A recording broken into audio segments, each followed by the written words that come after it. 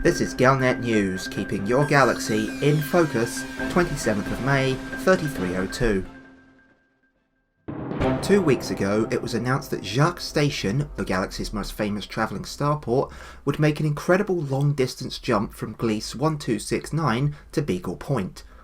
The proposed expedition received enthusiastic support from the galactic community, which contributed thousands of tons of fuel to the ambitious campaign. But despite setting off almost a week ago, no communications have been received from Jaques Station since it departed, and the explorers at Beagle Point have reported no sign of the outpost. Dr. Kai, one of the leaders of the Distant Worlds expedition, released the following statement. This is an emergency broadcast by Dr. Kai of the Distant Worlds Fleet. It should be dispatched on all emergency frequencies and news networks urgently. I have received numerous updates from pilots in the vicinity of Beagle Point, reporting no joy on the Jaques jump. I repeat, no joy on the Jaques jump. Members of the fleet have searched nearby systems, but there is no sign of the station. A full investigation should be launched as soon as possible. I repeat, a full investigation and a possible search and rescue needs to be launched without delay. Our prayers are with the men and women aboard. God help them. Kinsley Larson, an engineering specialist, offered this assessment to the Federal Times. I can't say I'm surprised. A leap like that would be a remarkable feat for a starship, never mind a starport.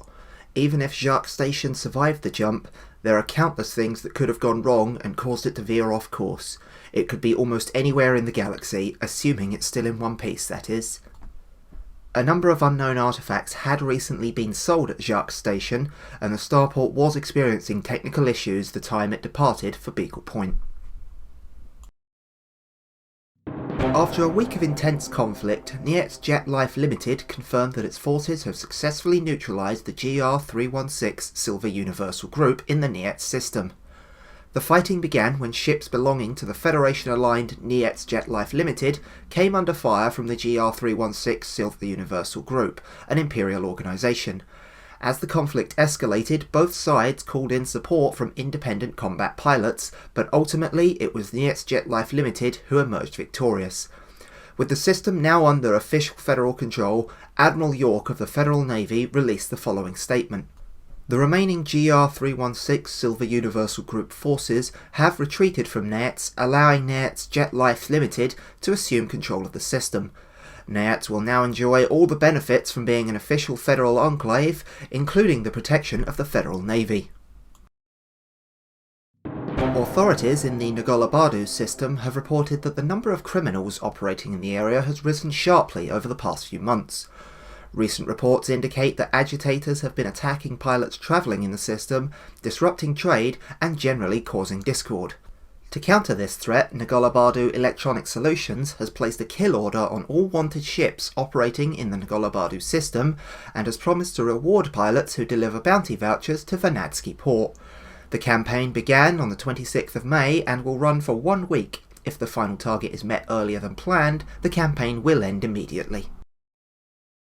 Last month, the Alliance launched an initiative to establish a new outpost on the fringes of inhabited space. The campaign received the support of hundreds of Alliance-aligned pilots who, along with other members of the galactic community, delivered essential materials and components to the Alliance base at Noti Dock. Now, Alliance Prime Minister Edmund Mann has announced that the new outpost is complete. In a statement, Mann said, "It gives me great pleasure to announce the formal opening of the Cooper Research Centre. In addition to functioning as a base for scientific research, the station will bolster the Alliance's reconnaissance and intelligence gathering capabilities in a strategically valuable region of space." An Alliance spokesperson confirmed that the new outpost would offer reload, repair and refuel services to the pilots operating in the HIP 19072 system.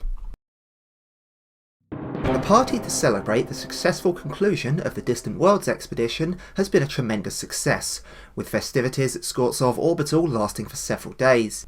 But the revelry has come at a cost, as it seems 63G Capricorni is now in the grip of a system-wide hangover. A member of staff at Skvortsov Orbital said, "Those diamond frogs really know how to throw a party. Seriously, I've never seen anything like it. At one point, the security chief was dancing on the table and screaming about wanting to be a showgirl." The starport's chief of security declined to comment, although rumours that he has resigned his position to fulfil his secret ambitions remain unsubstantiated. His office issued the follow-up statement. The celebrations were a great success, but now it's time to clean up. We are therefore asking independent pilots to deliver hazardous environmental suits, water purifiers and coffee to help the system get back on its feet. The Diamond Frogs have once again stepped in, promising to reward pilots who deliver the much-needed commodities to Skvortsov Orbital in the 63G Capricorni system. The campaign began on the 26th of May and will run for 1 week. If the final target is met earlier than planned, the campaign will end immediately. And that's the Galnet news for today. Tune in next time to keep your galaxy in focus.